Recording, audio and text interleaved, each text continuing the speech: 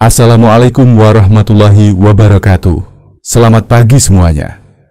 Pada kesempatan ini kita akan mempelajari materi tentang korosi meliputi pengertian proses penyebab dan penanganannya.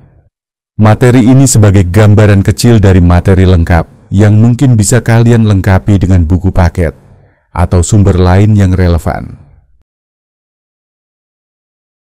Kita mulai dari pengertiannya.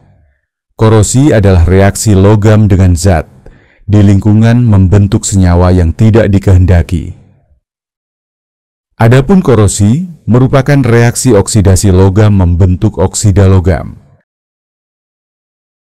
Korosi pada besi nantinya ada 3 tahapan mulai dari proses hilangnya besi sampai dengan nantinya terjadi korosi.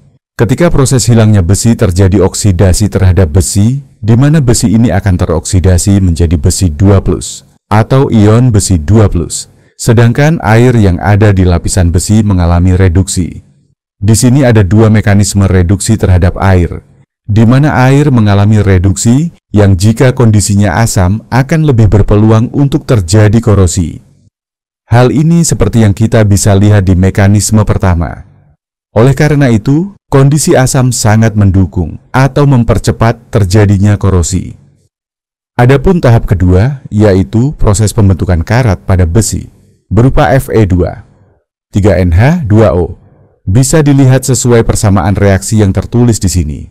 Syarat utama untuk terjadi korosi pada besi yaitu setelah besi atau Fe membentuk ion Fi2+. Ini akan berlanjut menjadi karat jika ada oksigen dan air. Oleh sebab itu, air dan oksigen di sini berperan sebagai zat yang menyebabkan perkaratan. Senyawa karat besi berupa Fe2O3NH2O merupakan oksida besi yang mengikat sejumlah air. Adapun reaksi total korosi pada besi dapat dilihat pada persamaan reaksi akhir yang dimulai dari hilangnya besi membentuk ion besi Fe2+ sampai dengan proses pembentukan karat besi berupa Fe2O3NH2O. Dari penjelasan awal dan berdasarkan persamaan reaksinya, ada beberapa penyebab korosi pada besi. Yang pertama adalah konsentrasi H2O dan O2 sebagai hal yang wajib ada atau penyebab utama dari korosi pada besi. Adapun faktor yang mempercepat di sini ada pH. Yang dimaksud pH di sini adalah kondisi lingkungan di sekitar besi atau logam yang akan mengalami perkaratan. Semakin asam atau pH-nya kurang dari 7 akan semakin mempercepat terjadinya korosi. Selanjutnya, keberadaan elektrolit yang dimaksud elektrolit di sini, yaitu ada larutan di sekitar besi atau logam berupa asam, basa, atau garam. Ini juga mempercepat terjadinya korosi. Dan yang terakhir adalah galvanic coupling, atau biasanya berupa penempelan dengan logam lain. Yang dimaksud penempelan logam dengan logam lain ini, misalkan besi menempel dengan logam lain yang punya potensial sel lebih besar daripada besi, maka besi akan mengalami perkaratan atau korosi. Sebaliknya, kalau menempel pada logam lain, misalkan magnesium yang nilai potensial selnya lebih kecil daripada besi, maka magnesium yang akan berkarat, sedangkan besi terjadi terlindungi. Proses ini nantinya akan kita bahas di bagian selanjutnya, yaitu hal yang mempercepat dan memperlambat korosi. Kita lanjut pembahasan tentang pencegahan korosi. Untuk mencegah terjadinya korosi yang tidak diinginkan, terutama pada besi, kita bisa melakukan beberapa hal. Di sini setidaknya ada 2 hal yang bisa dilakukan, yaitu menggunakan lapisan pelindung.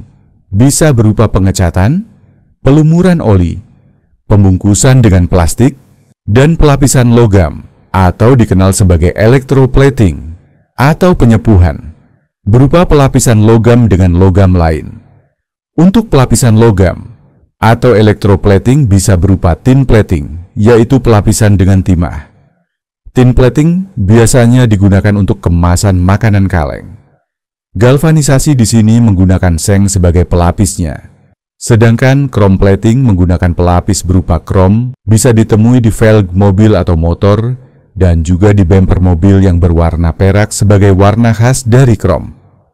Pencegahan korosi berikutnya berupa perlindungan katodik atau perlindungan katoda. Ada yang nyebutnya proteksi katodik atau anodizing. Istilah proteksi katodik itu berarti yang ada di katoda dilindungi. Sedangkan anodizing berarti yang ada di anoda dikorbankan. Yang dikorbankan pada proteksi katodik terhadap besi biasanya berupa logam-logam yang nilai potensial selnya lebih kecil daripada besi. Jadi proteksi terhadap besi bisa menggunakan magnesium, seng, kromium, ataupun aluminium. Demikian, sampai bertemu di pertemuan selanjutnya. Terima kasih.